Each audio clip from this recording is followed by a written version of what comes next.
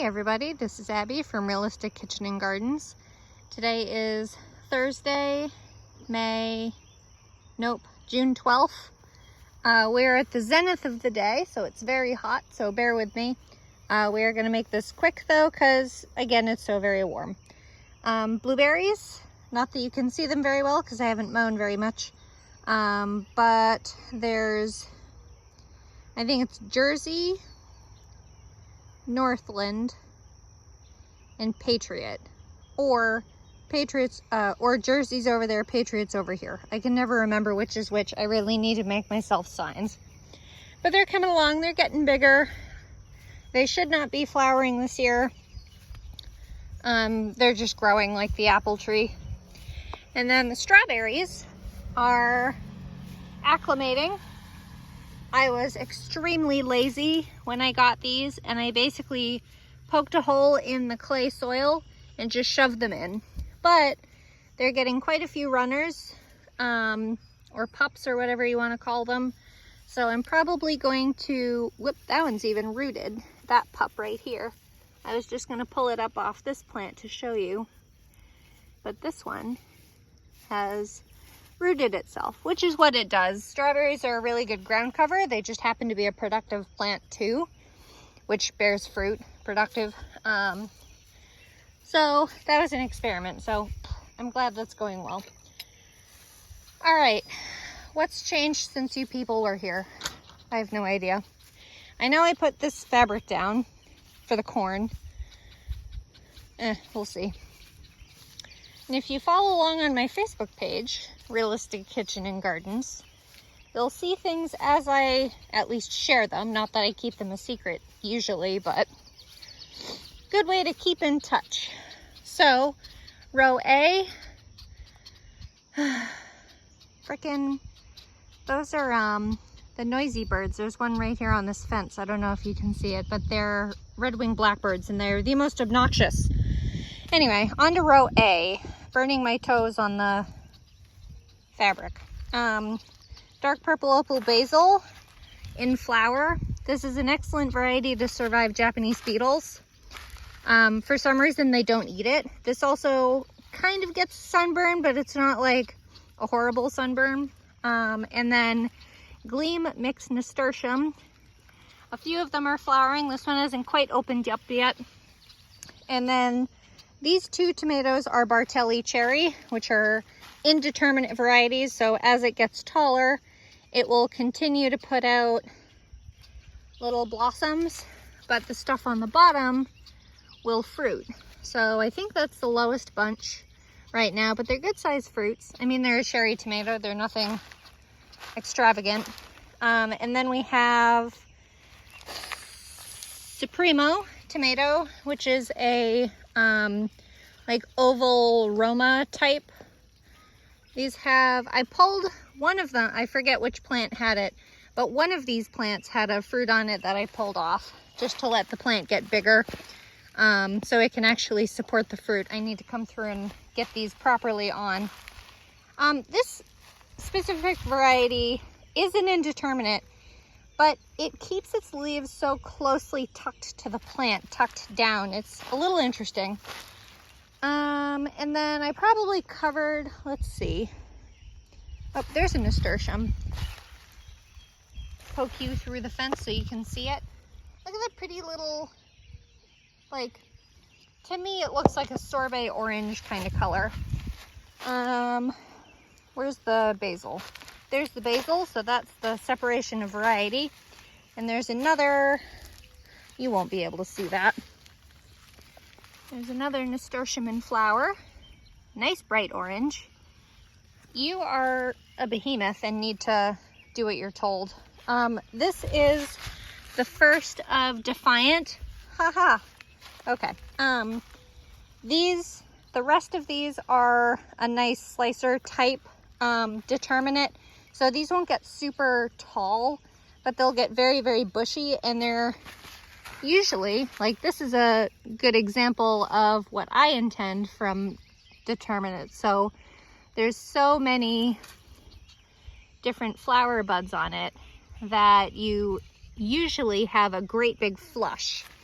Where indeterminates, I feel like you have to grow so dang many to have a good flush all at once so you can process them. You know, as someone that cans my food, that is very helpful. Where's the basil? Where is the basil? There's that basil. So I've got a few. Got 7 of each variety. There's basil. That I believe is a lemon basil. Mrs. Burns lemon basil. And then this is bobcat tomato. I mulched with some grass clippings, and I obviously have hidden too many things. Bobcat, good number of flowers. This one is quite lanky. Flowers are open. This fabric is so hot. They're okay. These ones have all been falling this way, so you can see these ones have like this wide stem on them because they fell down and were laying, and then they were angling themselves up to look at the sun. So I've had to re-lean them and kind of intertwine them in the cattle panel to kind of get them to not fall back over. And then here's an Emerald Towers basil, and this is the first of the New Yorker indeterminate tomato. But this is the oldest one. That was seeded 3-3, and then the rest were seeded 3-26. These plants seem a little more petite compared to the other indeterminates, but these are a little bit younger. So these have a little bit more, I'm going to say, youth type of vigor to them comparatively. And there's another Gleam mixed nasturtium. They're all orange. I kind of wished they were different colors, but I guess not. There were a couple fruits. So where is it on camera? Right there. There's 2 fruits on that one, which I think I'll leave.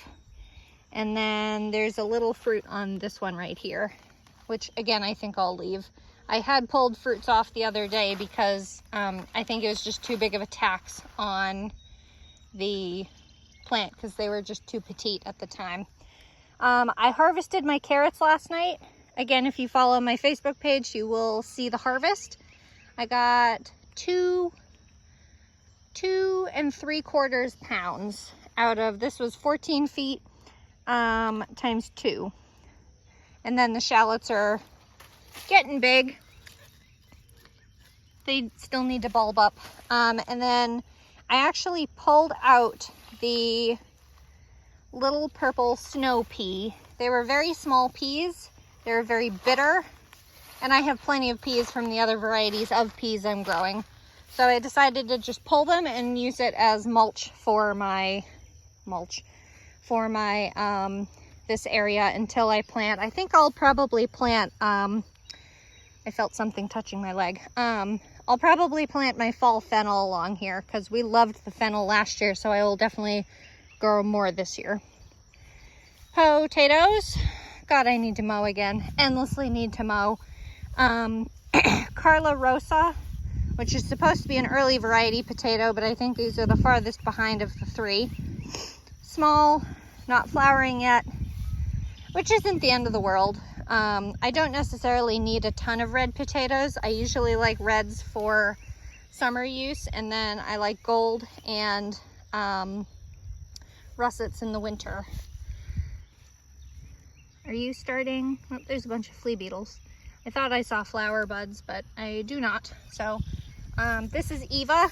There are some flower buds. Good. Put on potatoes. This is Eva Gold Potato, also supposed to be good for storage. This one has flowered and already finished its flowering, but some of them haven't flowered yet. So we're in a little bit of a mix. And then the last variety is Caribou Russet, which has flowered. It finished flowering maybe a week or 2 ago now. I think this is 2 weeks out now. So I saw a method that, God, I hate Creeping Charlie. Hate it. I saw a method where someone actually cut the top of the plant off after it finished flowering. like, I don't know, maybe 6 inches up. And it helped cure the potatoes faster because you didn't have to wait for the plant itself to die back. You cut them off, and because there's no more photosynthesis, it dies back on its own. So I'm tempted to try that, but I don't have that gall quite yet. I need to do more research on it.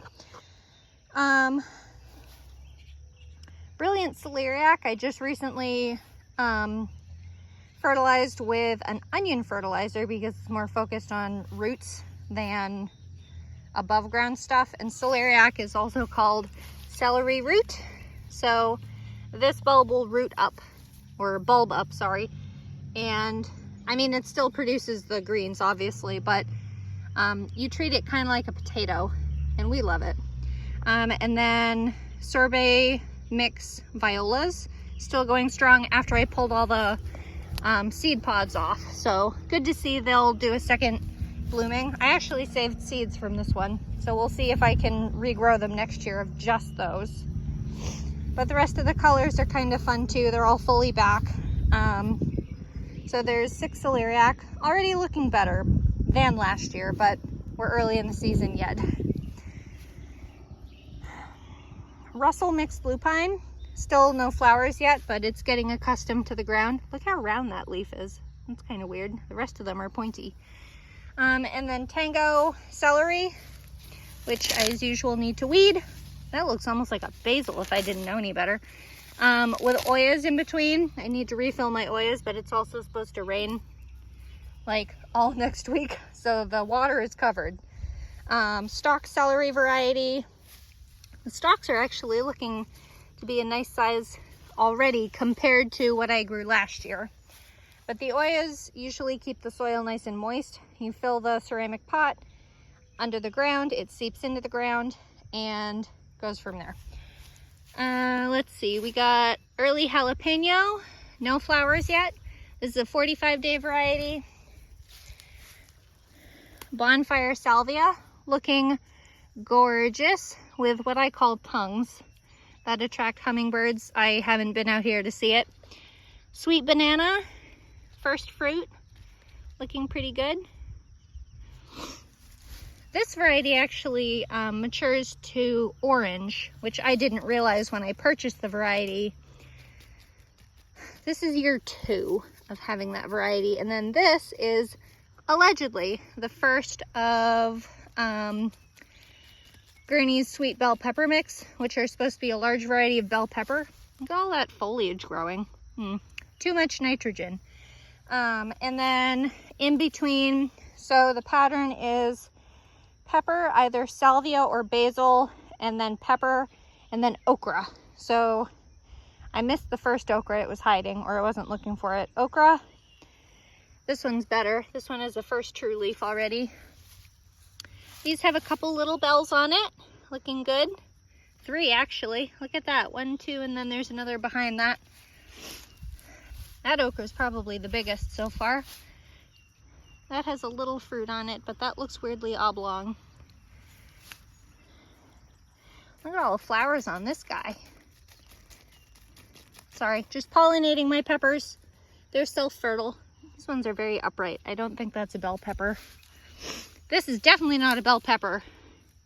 So either I loused up my tags, or they loused up their seeds, which I have heard complaints of for some companies that do bell pepper mixes.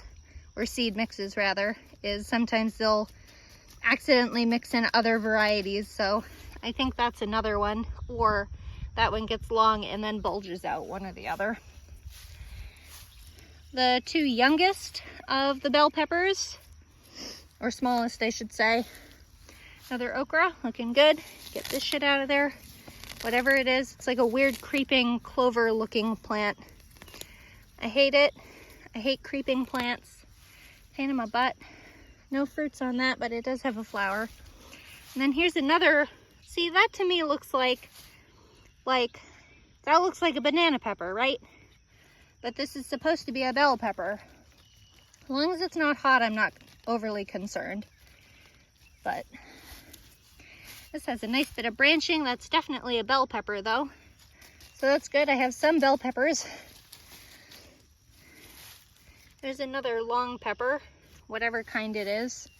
Tiny sad okra. And no fruit on you, okra. And here's the last quote unquote bell pepper. The most fruitful salvia, looking good. And the two Thai Moon and Vesuvius Thai chilies, which are slowly uncurling, but they had tons of flowers on them, so there's a bunch of the fruit too. Hot. Okay, let's go over here to the cucumbers. Of the two, I'd rather walk on the hot fabric than the pointy,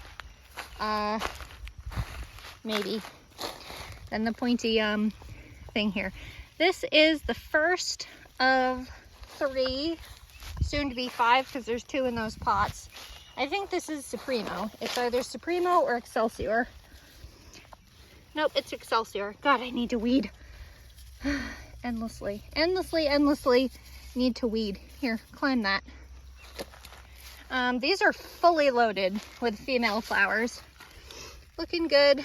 I don't know if these are self-pollinating. I think this is the first female flower we saw last week open, but it did not fruit, or it didn't get pollinated. That one might be pollinated, but there's plenty of female fruits on these. This is a pickling cucumber type, so hopefully we'll be getting to making pickles soon. Little room for more. And then these I know are Supremo pickling cucumbers. So these have fruits on the very bottom too. Working on climbing. Bird poop endlessly, because birds like to sit on my cattle panel trellis. You're not very flexible and don't want to climb that yet. And there's another one. I should have them climb along the ground actually. I purposely want them to climb the trellis because it's easier for me to find the fruit rather than having to have it hide underneath its own leaves on the ground. And then this is 2 plants of, well, 3 of Summer Dance Slicer Cucumber. These haven't been pollinated yet either. I might have loused up and done these with all female flowers, but no pollinator.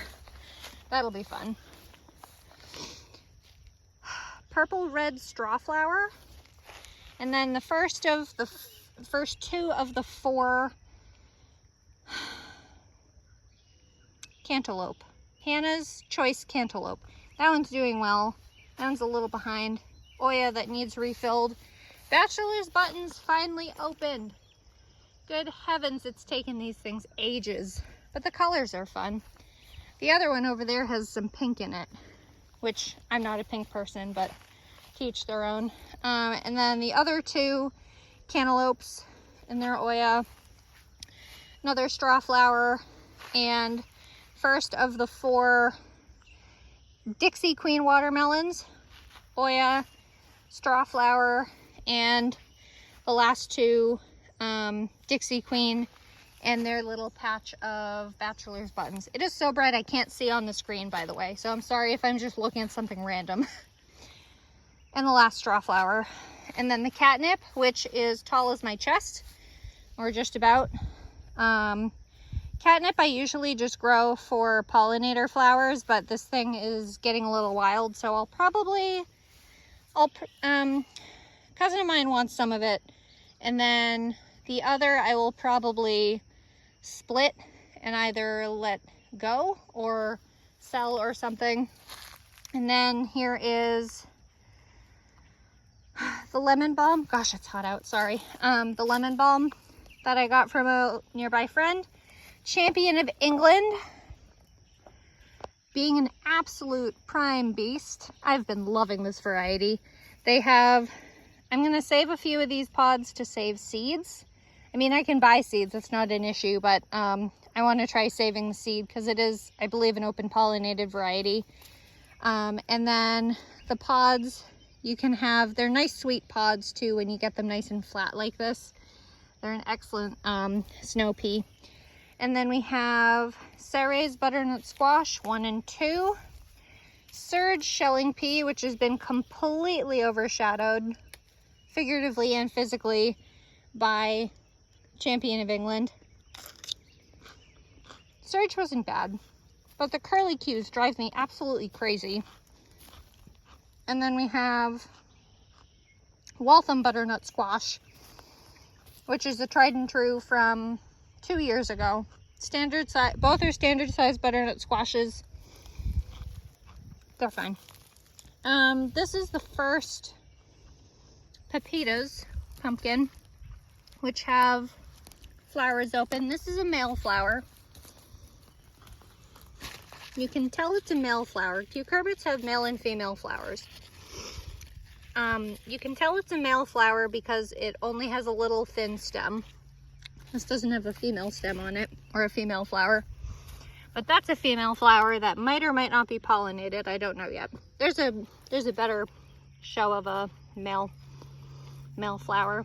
So there's no, I'm going to call it an ovary, where this is a female flower that had the actual flower on it. That might be pollinated, we'll see. But that one's doing a better job climbing. And then lastly is Styrian, who is supposed to be the granddaddy of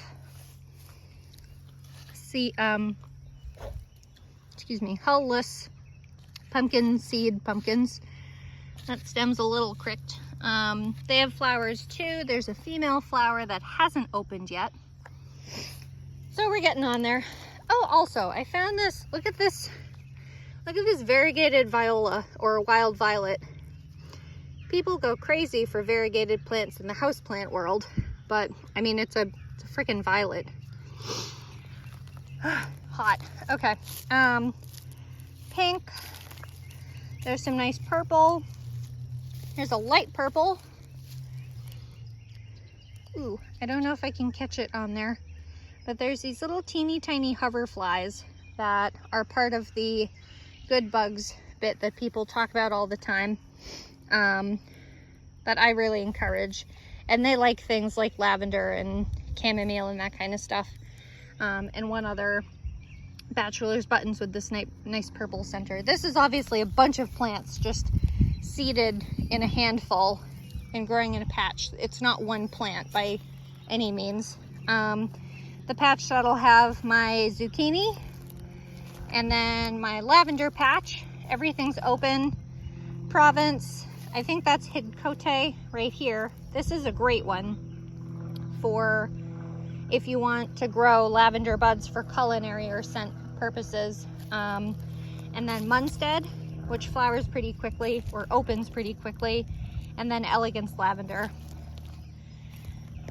This is the first seeding of lettuce. That's Adriana, this darker one, and then all the lighter ones are Landis. These were seeded back in, April. So they're taking their sweet time. And then here's 3 seedlings of Adriana, which is a pelleted seed, by the way. I've been moving to pelleted seed for lettuces this year because I can't be bothered to remember to water everything way out here.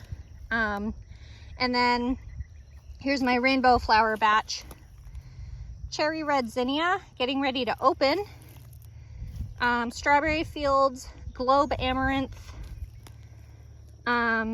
This is copper red straw flower.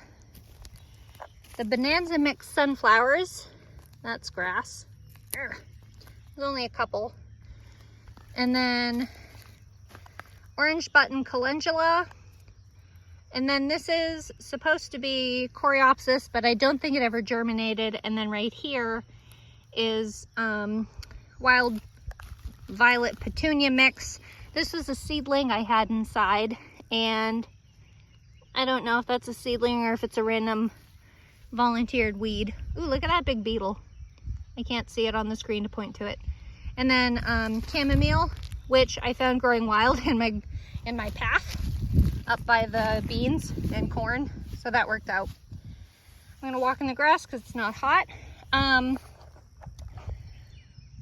A number of my onions were starting to flower, which for bulb onions is not good. They will not bulb any longer if they're flowering. So my husband helped me pull up the fabric Obviously there was a little bit of jostling when that happened, but you can see how nice and big the bulbs are getting. This is 2 bunches of Ringmaster, and then I can much easier see the tag now. 1 bunch of Sterling. They're much more bulbous. These ones are a little more like casually bulbing. Those ones are very round and kind of sudden. So we'll see how these guys do. This is a volunteer potato, which I had throughout the whole onion patch over here. The slugs have been really heavy on this one for whatever reason. So that hasn't started flowering yet. We'll see if it will. And then here's the second one. This is a covered patch of this row. I'm gonna have 45 feet of carrots in the fall times 4. So that's gonna be 500 some odd carrots and hopefully about 22 pounds. Carrots I have managed to grow a year's worth of. So we're gonna keep going with that. If nothing else, I can at least grow that. And then here onward is parsnips. I only seeded them yesterday or day before, so there's nothing showing yet. But carrot boards, I'm using carrot boards for the carrot family. It helps keep the soil cooler because they'll only germinate up to 70 some odd degrees. Anything other than that, they won't germinate well. And then it also helps keep them evenly moist after that. Patterson onions. This is 3 bunches of. 1 bunch is 4 dozen. So this is minimally 144 onions. It might be more, it might be less. This variety seemed to hold up a little better, but they were more shallow. So when we were pulling the fabric up, a few of them accidentally got pulled up. They're certainly not go to waste. We're using them fresh and for scallions and that kind of thing. Garlic. This is all hardneck garlic. I harvested my 2nd round of scapes last night, except that one that's very late. But all of these are different hardneck varieties. I couldn't tell you what they are. I know I'm growing Ivan. I know I'm growing Adonai, which is a variety I got 3 or 4 years ago now, that I've kept seed for, and it's done pretty well. But now we just have to wait for all the tips of the plant to look like this, and worse. I mean, they look kind of ratchet, honestly. I think it's something like the bottom 2 or 3 leaves look yellow. For me, it usually happens to be around the 4th of July, but I don't harvest by date. I harvest by what the plants look like. And then these are the, 4 surviving softneck garlic that I got. Their stalks will flop over like an onion when they're ready. So just waiting on that. Oh, let me jump over a row back to this. This is the wildflower patch. There's a good amount of, I can't see the screen, cilantro around here somewhere. These weird poppy things. This is snapdragon that I transplanted. Cilantro will probably just reseed itself by the time it gets big enough. 1 random onion, or 2, sorry. Well, that's an actual onion. These are shallots. There's 3 other ones besides that one. And then there's a bunch of different little things coming up that I have no idea what they are.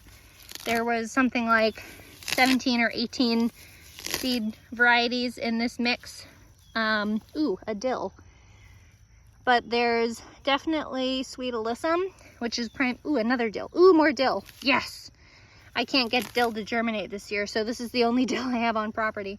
Again, a bunch of poppy things. I assume they're poppy. I really don't know.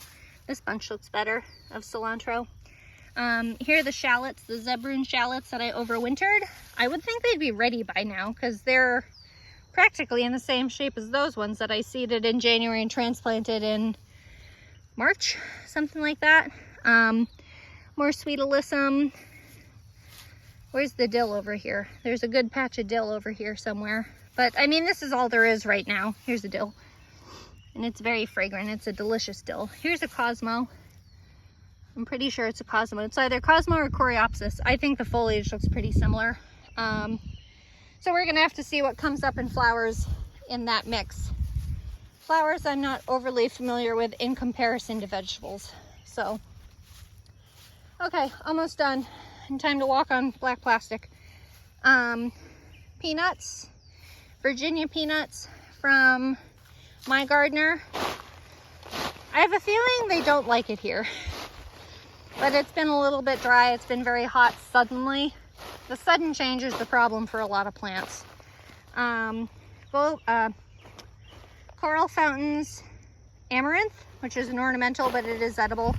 And then this is Purple Pod Pole Bean, which will, once it gets to 2 feet, I will string some twine across and it can climb that, and we'll do that every 2 feet tall. Another amaranth, and then here is Carminat Pole Bean. Holy moly, my toes are burning. Abby, wear shoes when you walk on this black plastic, for Christ's sake. Ninny. Okay, Carminat Pole Bean, which I'm pretty excited for. I think this is supposed to be called a fillet bean. So, in theory, it's a very nice variety. Ooh, the mailman. And then the third, amaranth. And then here's all the corn. So you can see it better on that side. So here's this stake. I hope I'm pointing to it. I can't see the screen. This orange stake separates the two varieties. So there's two rows of each variety planted 1 foot apart. So there's one, I'm trying to look at the screen to point more accurately for you, but there's one around here, and then there's one around here that's a little taller. And then you can see the row down there a bit better. But this side is, I think this is Solstice. Yeah, this is Solstice. And that side is, oh, the name of the variety, Kickoff. Ooh, by the way, I have this wild growing Rudbeckia about to open. I love it. I love all the wildflowers that just volunteer themselves wherever the hell they are. And then this brassica patch, the spring brassica patch, is just about done, or I'm about ready to give up on it. I have seeded all of my fall brassicas just the other day, but this row will have another, I think, 6 to 8 weeks before I need to fully rip everything out. But here's some Sweet Alyssum. This is brown mustard, and there's one more brown mustard. And then there's yellow mustard, a gap where the Chinese cabbage was, and then more yellow mustard. And then, let me see if I can get a look of my cabbages for you. I've only kept cabbages. Well, that's not true. I did put a cauliflower in too.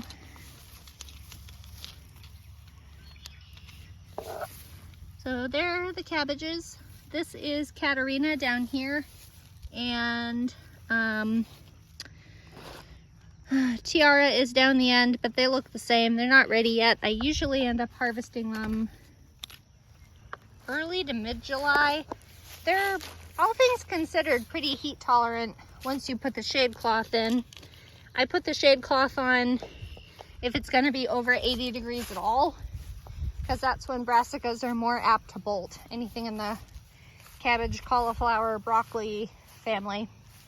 And then there's these two cauliflower. This was early snow. This one is not heading at all, or it has just started just to make a liar out of me, but that one's heading and already has some kind of funky something on it. Probably sunburn, but if I had any energy, I would do the rubber band thing and tie up the leaves so that it shades the, it's basically a flower. They're not open yet. They're basically flower buds, but I haven't bothered. I haven't gotten there. I'm thinking of trying to plant something as a ground cover underneath the corn. And I'm trying to think of what it is that won't be too unruly, but also can deal with the shade and the heat and the shade. I'm almost thinking alyssum, but I don't care about alyssum that much. I mean, it's fine, but it's not that pretty. So, or maybe I'll just stick lettuce in there in between it, use the shade. But anyway, that's all for today. I'm gonna go in and have a Gatorade. If you like this kind of stuff, please like, comment, and subscribe, and follow my Facebook page, Realistic Kitchen and Gardens, for more frequent updates, harvest info, that kind of thing. I don't usually post that on YouTube. I probably should nowadays. But anyway, okay, thanks, bye.